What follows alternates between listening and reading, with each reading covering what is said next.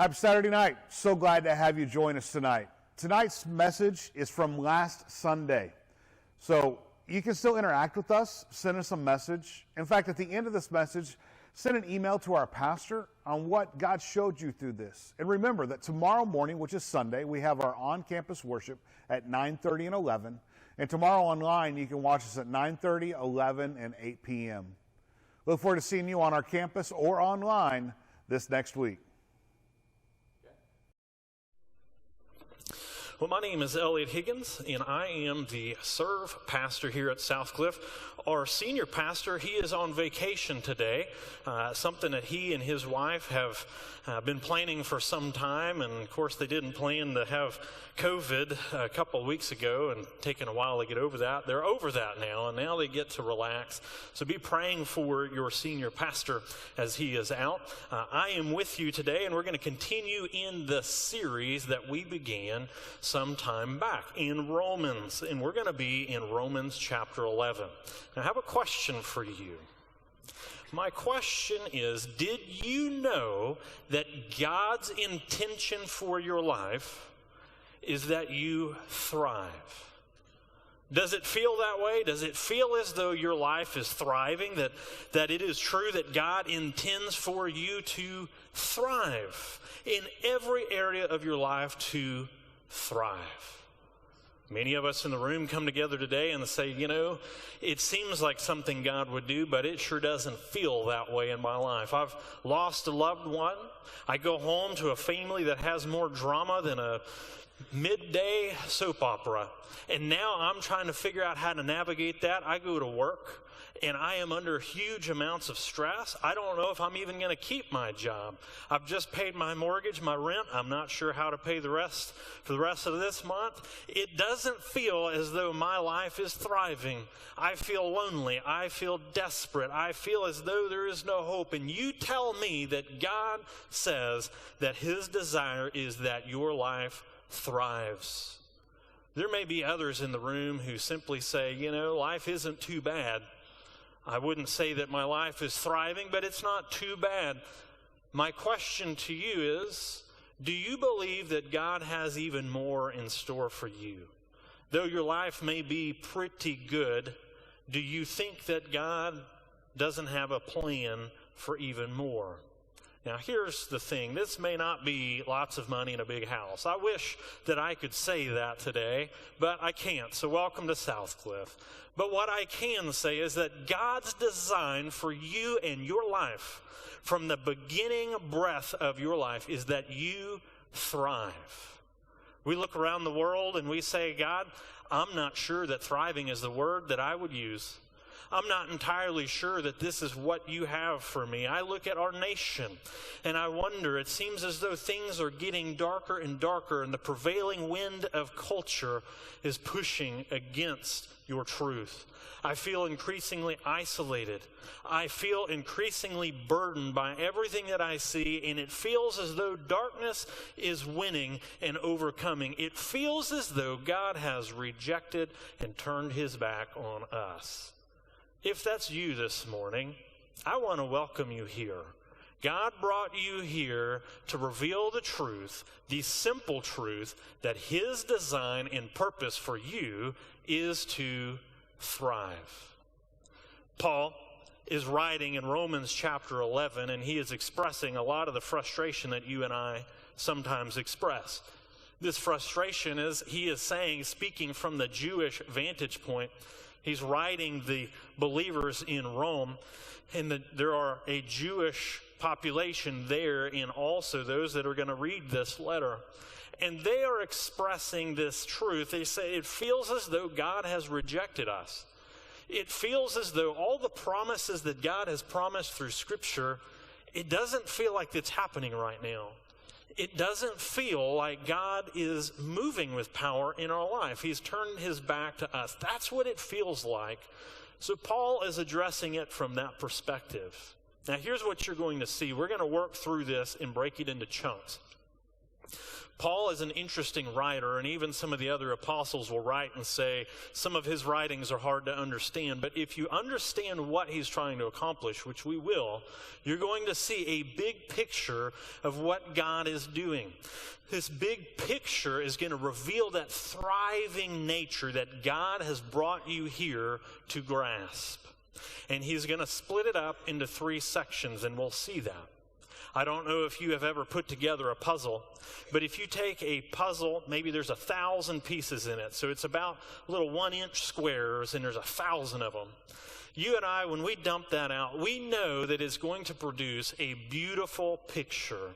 It's going to have this beautiful mountain range landscape in the background, little white clouds and the beautiful blue sky. It's got that little cabin that's perfectly manicured with little flowers, little smoke coming out of the chimney. It's a gorgeous scene that you say, man, I could live there, or at least stay there for a weekend for sure. It's beautiful. We see that, but when you dump the puzzle out, you can't see that at all. In fact, you and I, we only deal with one piece at a time. And we pick up that piece like we do in our life and say, I don't see how in the world this does anything here. I do not see how this is going to be a part of any big picture. I don't see how this makes any difference. I don't see how God is blessing this little piece. You and I live in a world where we only can see one piece of this puzzle. So what Paul is going to do is build this puzzle for us to see this whole landscape taking place. As you know, when you build a puzzle, you're going to find all the edge pieces first, kind of find that perimeter. Then you're going to begin to find kind of the big items that make most sense. That little cabin, all the pieces that fit to that, you begin to fill that out. And then you're working on the mountain range. And before you know it, when you're looking at those big items, this whole puzzle and all the image has come together. That's what Paul is going to do in our midst today. He is going to reveal this big picture of God, how that one little piece of your life, what you're looking at, how it fits in this concept of thriving with God. God brought you here to remind you that his intention is for your life to thrive. Even when the prevailing winds of culture and the things in your life feel as though God has turned his back, or at least is not moving in the way that you're looking for, he's going to reveal that he never stopped. God's plan and intention from before you were born, that you thrive. Look with me, if you will, to Romans chapter 11. We're going to begin in verse 1. Paul is writing from the perspective here of the Jews. He says this question. It may sound familiar to you. I ask then, has God rejected his people? Oh man, does that feel true today? Has God rejected his people? He says, by no means. For I myself am an Israelite, a descendant of Abraham, a member of the tribe of Benjamin. He's beginning that thought. It feels as though God has rejected his people, the Jews. God has told the Jewish nation, I'm going to move in and through you. From the lineage of Abraham, I'm going to bring a King David. From his lineage, I'm bringing that Messiah. I'm going to bless you and honor you and grow you and multiply you. And right now, it feels as though that's not what's taking place. He's saying, I'm going to allow your life to thrive, but they say, has he rejected us? Paul says, no, he has not. He begins this first concept, says, for I myself am an Israelite. I'm a descendant of Abraham, a member of the tribe of Benjamin. In other words, God has not rejected you, people of Israel. He hasn't rejected you because he brought me here. He has worked in my life. If you remember the story of Paul, he was a murderer. His design was to kill and execute men, women, children. Anybody who followed Jesus would die, and they would die in a public, painful way. God spoke to him, brought him out of that, and is using him in profound ways. Has God rejected his people? No. He has gotten the worst of the worst and brought them to glory. I'm a member of the tribe of Benjamin. God is working in my life. Verse 2, God has not rejected his people, whom he foreknew. He's saying, God knew you. He knew you from before you were born. From before the foundations of the world, God knew you. People of God, the same truth can be said of you today. God hasn't rejected you. God knows you. It says he foreknew you. He knew the year you would be born. He knew your country, your time frame. We weren't born in ancient Israel. We weren't born in the 1800s. God knew your time here on earth, when and where you would be born. He knows the number of hairs on your head or lack thereof. He knows the number of your days. God knew you before you ever breathed your first breath. Has God rejected me? He says no. God hasn't rejected you because he knew you before you ever came. God had a plan and a purpose for you before you came into existence. God hasn't rejected you because he foreknew you. Do you not know that the scripture says of Elijah, how he appeals to God against Israel? Lord, they have killed your prophets, they have demolished your altars, and I alone am left, and they seek my life. What's God's reply to him? I have kept for myself 7,000 men who have not bowed the knee to Baal. He's given an example. God's still working in your life. He's working with the Jews. It feels as though they feel rejected right now, but God's doing something. God's still working in their midst. They may not see it, but he's still at work. We recognize he's still at work because he foreknew them. He knew, he created them for such a time as this. And he goes on to share this Old Testament story about Elijah. Elijah was a prophet, as you recall. He called fire from heaven. A great showdown between him and the 450 prophets of Baal. And he prayed, and God sent fire down, consumed this altar, so that everyone would know that God is the one true God. He also prayed to stop the rain, and it had 3.5 years of no rain, no dew, no moisture. Elijah was a prophet who saw God move in ways you and I may not have ever seen, but yet he gets discouraged. If you read the prophet of Elijah, the story that surrounds him, he retreats into the wilderness and he says this. He says, God, he asks him to take my life. I am the only one. I am all alone and they seek my life. Now look at those two things. He says, I am all alone. There's that loneliness, that isolation, and they seek my life. There's that fear.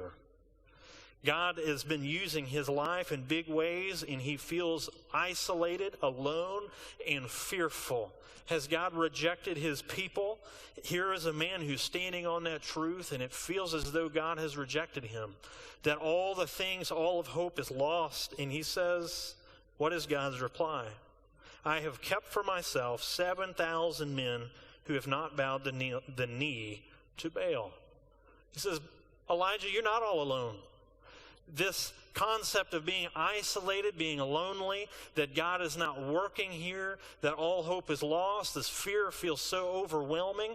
God says, that's not true, Elijah. I have 7,000 men that I have kept for myself.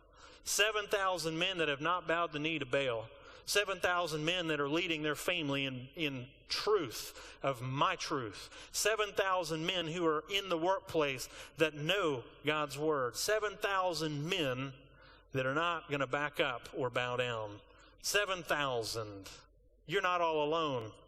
And he says, look, so too at this present time, there's a remnant. There's always something that God is doing when it feels as though he may have turned his back. He hasn't. This remnant, they're chosen by grace.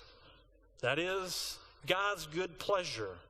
In the midst of all of this turbulent time, God's good pleasure is to move in amongst his people. It's no longer on the basis of works, otherwise grace wouldn't be grace. Grace is God's good pleasure, and he is accomplishing big things here. This leads us to that first point. Remember, I mentioned God's intention for you is for your life to thrive. Sometimes it feels as though God has rejected or turned his back. We have that one piece of the puzzle and we say, Lord, I don't see how you're going to move here. I really don't see how this has any bearing on my future or anything that you're doing. I don't see it. That first point that we see in this part that Paul is building that puzzle piece is this. God's plan is big. If you want to thrive in your walk with God, if you want to thrive and have a life that flourishes in every circumstance, the first truth we grasp here is that God's plan is big. It feels as though God has turned his back on his people. It feels as though he's not fulfilling his promises. Paul's saying, yes, he is. I am an example of it. God is working here. God has redeemed the people even in Elijah's time frame, where it looks as though God has turned his back, his promises are not being fulfilled. God says, Elijah, you're not in isolation. This fear you have is unfounded. I am working. I've got 7,000 other men that are doing the same thing. God's plan is much bigger than you or I can ever understand. God's plan is big. If you want to thrive and you're looking at that one little puzzle piece, whatever it is that you brought with you to this room, the fact that you have been stressed out at work, you've got a family that's falling apart, you've got financial problems, you've got medical issues, you've lost a loved one, all of your life feels like this turbulence. You have to understand that one little piece in your life fits into a bigger picture that God is building out. And it may feel as though this is insignificant and God is not working here, but you have to recognize God's plan is big. Even amongst his people for all the generations. God, I'm all alone and I'm isolated and I'm fearful. God says there's a lot more going on, Elijah, than what you can see. And that may very well be the reason why God brought you here today, is to remind you of the fact that God has a bigger plan and a purpose in those events surrounding your life than you even know. That little puzzle piece is just one. God has something even bigger. God's plan is big. His intention for your life is to thrive. Now let's keep looking. We see the border we understand the large scale of God's plan. He's doing more than what we're able to see. It may feel as though he's not moving, but he definitely is. We begin to see the next part here in verse 5. So too, at the present time, there's a remnant chosen by grace. Sorry, let me move to the next verse. Verse 7. What then? Israel failed to obtain what it is seeking, and the elect found it, but the rest were hardened. So we know God's plan is big, but now we're seeing something where he is hardening, and there are those that are finding it and those that are not. What is that? Well, if you were to rewind, this comes from a context, as you recall. I preached a few weeks ago that concept of a magnetic north and a true north, that there is a truth that is a righteousness based on what I do, and there's a righteousness based on fact or faith of Jesus. That does not change. So the Jews at this time, a lot of them are seeking out, trying to be righteous and earn God's favor by what they do, where they go, and how they act.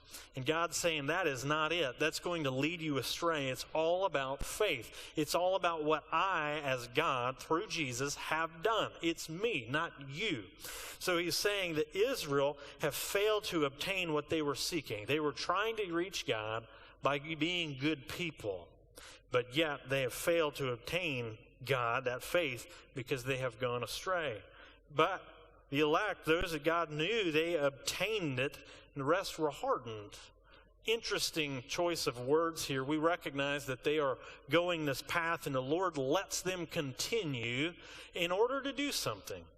Now, there are still those who have come to know him through faith, but he's going to use both of these categories for his glory. We recognize that God's plan is big. Let's keep reading in verse 8. As it was written, God gave them a spirit of stupor, eyes that would not see, ears that would not hear, down to this very day. David says, let their table become a snare and a trap, a stumbling block, a retribution for them. Let their eyes be darkened so that they cannot see, and bend their backs forever. What's interesting here is he's actually going past tense. What God is doing right now through this, he predicted. So we recognize God's plan is big, but we see that whatever he's doing, he already knows how he's going to work through this. Watch in verse 11. So I asked, did they stumble in order that they might fall? By no means. Rather, their trespass, salvation has come to the Gentiles, so as to make Israel jealous. Now, if their trespass means riches for the world, and if their failure means riches to the Gentiles, how much more will their full inclusion mean? Did they stumble in order that they may fall? Verse 11, you see that. God has allowed them to stumble on this concept of righteousness.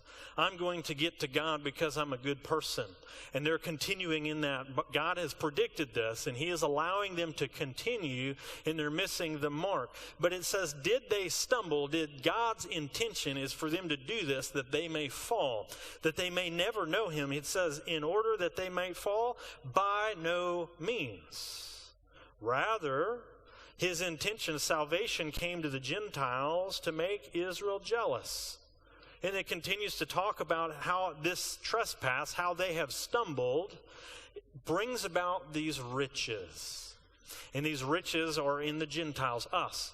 We're outside. We are the people that no one ever expected God to work in our life. We are the people that are outside of this seemingly promises of God. They would look at people like us and say, God would never save someone like that. And God has allowed this to happen. It leads us to this second point. Paul is building that outline, that perimeter of our puzzle, and he's saying God's plan is big. His intention is to thrive. That one little piece that you are able to see, to put together, God has something even bigger that's going on. God's intention is for you to thrive. We have to see that big picture. The next part is we recognize that there is no obstacle that blocks God. Here is a group of people who have absolutely turned their back on God. The Gentiles, they don't know God. They don't have the law. They don't have the prophets. They don't have this rich ancestry of a oral tradition of a father and mother that's telling them about God and what his plan is. They don't have that. But yet God has used this disobedience to bring about the salvation of those who weren't even looking. Of those who everyone by all purposes would say God would never do anything in their life. They're too far gone. People of God, what that means for our life when we're looking at that concept of thriving, we recognize that there is no amount of evil in this world that is going to block God from what his purpose is. It doesn't matter what's going on in your world. It doesn't matter. The prevailing wind of culture may be against the things of God. The prevailing wind may be against you, but you're still sailing on God's ocean. It doesn't matter what is being pressed upon you. The truth is, God works through evil all the time. Though everyone's back has been turned to God right here on the pages, God knew it, and God's working through it. And he's bringing this richness to the world, this salvation. He is bringing all of this blessing, and as I mentioned before, that not only is he working to allow our life to thrive, that he walks with us, and he brings all of this stuff together and fits this beautiful picture of our life, but his focus is on eternity. When our time ends here, God is also saying, all this thriving that I'm going to do here, you can't even imagine what's coming next. God is at work in magnificent ways, and even though an entire population has turned their back on God, God uses it for his glory. God uses it to allow this thriving nature to penetrate. What does that mean for you and I when we walk back into our workplace? Earlier this week, I've been in a couple of different stores and places of business, and you may not know it, but this is Pride Month. They've got the little rainbow flag there by the register. Of course, from my perspective, I see the rainbow as something biblical. God has a promise here, and I don't really care for that. But let me tell you something about this. Many people have said to me, this is not the country I grew up in. We are going sideways. I am fearful for what's going to happen. What this means, what we see right here, is we recognize that God works. When the whole world has their back turned to him, God still works. There isn't an obstacle that blocks God's goodness. And we have a tendency to be like Elijah and say, all hope is lost. Things are becoming diverted, and I'm not seeing biblical truth come through, and it feels as though God's turning his back, and God's saying, listen, there isn't any form of evil or anything that seems as though people are turning their back that's going to stop me from bringing glory and honor and riches and blessing on a people. And if you recognize, I was thinking through the LGBTQ. Do you recognize, I didn't until I thought about it this week, I've never put it all together, but I have friends in every one of those letters, friends and family. And if you stop and think about it, yes, it's true, some people of any kind can be hateful, but many people in that realm, they are just trying to figure themselves out. They do not know, who am I? What was I created for? And we can view things with fear, or we can view things as an opportunity. God will work in the lives of people no matter how dark. I'm picking on only one sector. There's a lot of darkness in our world, you already know. But God works. There's no fear for us to have. God has designed this thriving nature to be a part of us. He's promised it. My picture is big, and there is no obstacle that will block God from accomplishing his purpose.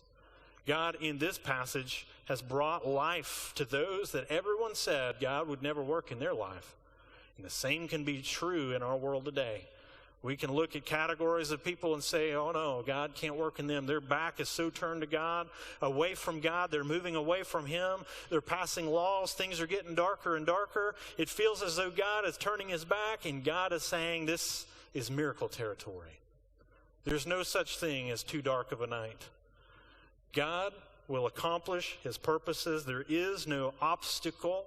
Satan wants you to think that there is, but there is no obstacle that blocks God. And God's plan is bigger than what you can see. If you want to live a life that thrives, we recognize this piece of the puzzle that I have. God has a bigger plan here. I don't understand all that God's going to do, but I know he's got something.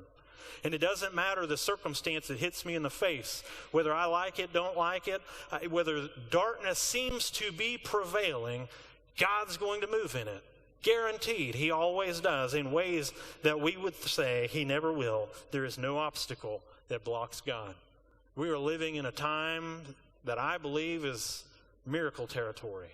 And I believe that's one reason why God brought us here, to remind us that our life was meant to thrive. There isn't anybody too far gone, too far lost. And it doesn't matter the prevailing wind of culture. It can't stop God. Let's keep looking at this. He's saying he's going to pour out these riches now for the Gentiles in order to bring about this jealousness of the Jews. God's working literally through this rebellion to bring about salvation to both sides. That's what's so fun about our Lord. How he can work through people's willful rebellion to bring about glory, grace, mercy, peace. All of this, his riches poured out. How does God work through people who are enemies of him? He does it every day. Let's move to this third part. We know God's plan is big. No obstacle blocks God. Verse 13, we begin to see that third piece that Paul's moving in position. So we're able to see this fullness of this thriving life. Verse 13, I'm speaking to you, Gentiles. All right, he's turning his attention now to those like many of us. I wasn't born an ancestor of Abraham. We're outside of that, but God has brought us in it because of his good graces. And he's saying in verse 13, now I am speaking to you Gentiles, inasmuch then as I am an apostle to the Gentiles, I magnify my ministry in order to somehow make my fellow Jews jealous, and thus save some of them. For if their rejection means reconciliation of the world, what will their acceptance mean but life from the dead? If the dough offered of first fruits is holy, so is the whole lump. And if the root is holy, so are the branches. So he's beginning to remind us as a people of God all over the world, God's promise is in both sides, the Jews and the Gentiles. God is working through this in a big picture way. He's working through this with his grace. He's working through all the rebellion and evil that has penetrated every aspect of the world, and he's still bringing this about. And he's saying, listen, my desire is to see people flourish, this thriving nature. God is going to work on both sides. No one is outside of this. Now it begins to get interesting. Verse 17. But if some of the branches were broken off, and you, although a wild olive shoot, were grafted in. Now that's you. You're a wild olive shoot. I feel confident you've been called a lot of names in your life. Maybe not this. So let me be the first. You wild olive shoot. Were grafted in among the others, and now in the nourishing root of the olive tree, do not be arrogant toward the branches.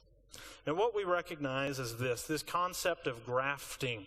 There is an agricultural thing that's taking place where something that's outside of this plant is being brought in to this plant. I'm going to show you a video in just a minute. You can watch this happen, but we recognize that whatever this wild olive shoot should not be attached to this olive tree.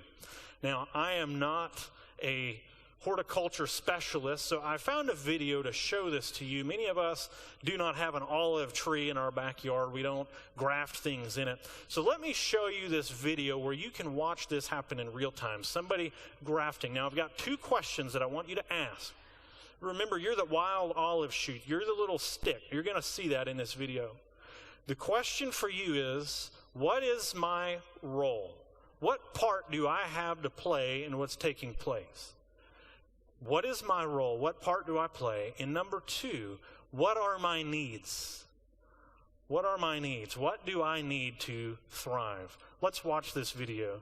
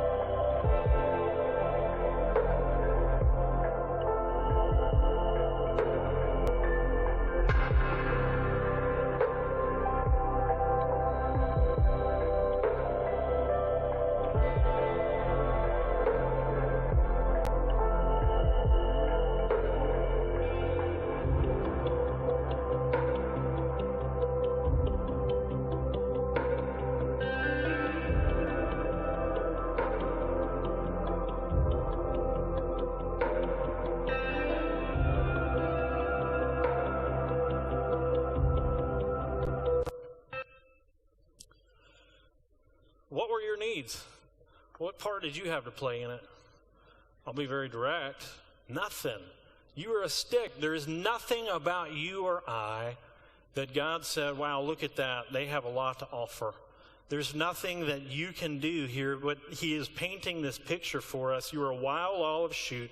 You were grafted in. You need God. This is all God's grace. It's not your works. It's not how good you are. You've got to have it. He says, you are a wild olive shoot, grafted in. Now you share in the nourishing root. This root, this is your needs. You need moisture. You need nutrients. You need all of these things that now all of a sudden you have because you have been grafted in to the root, to Jesus, faith in him. We recognize that this is part of what God is doing, this grace. It's a beautiful picture of what this means. You recognize that many farmers, they do this grafting. Why would you do it? Well, there may be a root base, a plant that actually thrives in a certain kind of soil, or they're able to function in different areas, more arid or more water, and it protects against different diseases. So they will graft in. Same concept for you and I as a people of God. We are able to thrive because of God and what he's bringing. So he's saying, you're a wild shoot. There's nothing about you that God said, boy, that would be great. He's saying, I'll put you here because of my grace. If you remember, this is verse 18, if you are, remember, it is not you who supports the root, but the root that supports you. It's God that allows you to flourish. It isn't you, your wisdom, or your ability. It's God. Then you will say, the branches are broken off so that I might be grafted in. He says, that's true. But if they were broken off because of their unbelief, but you stand fast through faith, so do not become proud, but fear. For if God did not spare the natural branches, neither will he spare you. Now, we're going to pause here. This is not talking about your salvation. Remember back, he says, does he turn his back on you? Have they stumbled in order that they fall? And he says, certainly not. God's not talking that. What he's saying is this thriving life is a matter of faith in Jesus, faith in God. That's how we thrive. In the moment we disobey and we reject God, that's when life does not thrive.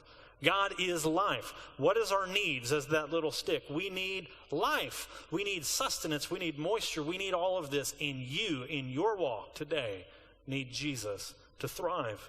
So don't be proud and say, well, this is all about me. It's not. Verse 22, note then the kindness and the severity of God.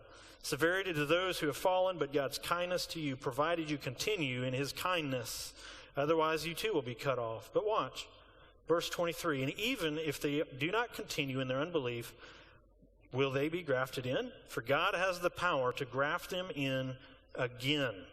For if you were cut off from what is by nature a wild olive tree and grafted, contrary to nature, into a cultivated olive tree, how much more will these, the natural branches, be grafted back into their own olive tree?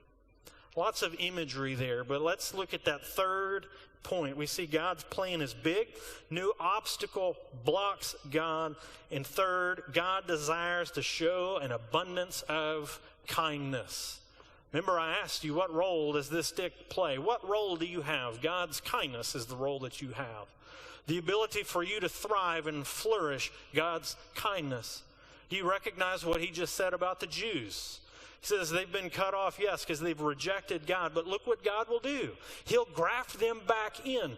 God's desire for your life in every human being is to demonstrate his kindness. God is an abundance of kindness, and that's what he wants you to experience. Whether you're outside too lost for God to ever use, and God somehow does, or you're part of the people of God that have had the prophets and the law, and you know him, it's been passed down, God wants you to. God's desire is to show an abundance of kindness. We begin to see the big picture of why God brought us together today, this thriving life that God's design was for you.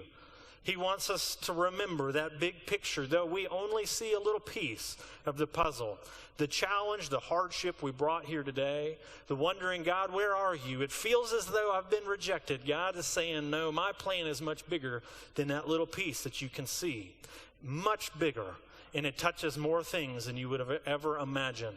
Doesn't matter how dark the world becomes. It doesn't matter how many people turn their back to me. I can redeem everything that I allow. And God does it day after day.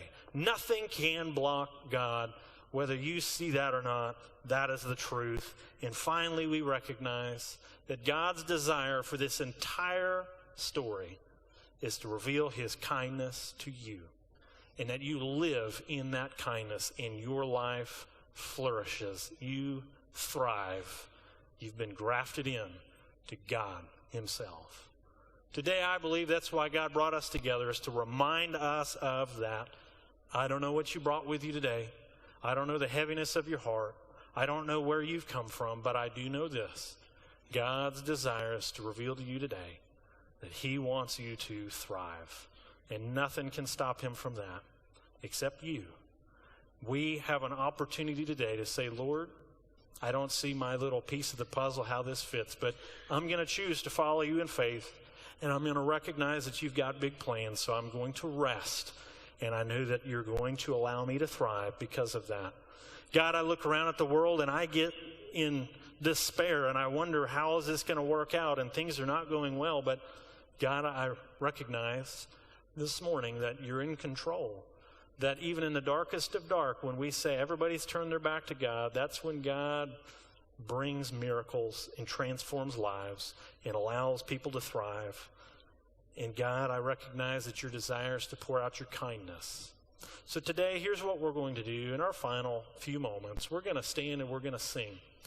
And I just want you to spend time with God, saying, Lord, I want to thrive. What is that fear, that failure, that adversity that you see before you, that you say, Lord, you've got a big picture. Nothing can stop you, and your desire is to show me kindness. I am going to take a deep breath today, and as I release that deep breath, I'm going to rest and trust that you've got it from here. And that may be the very reason why God brought us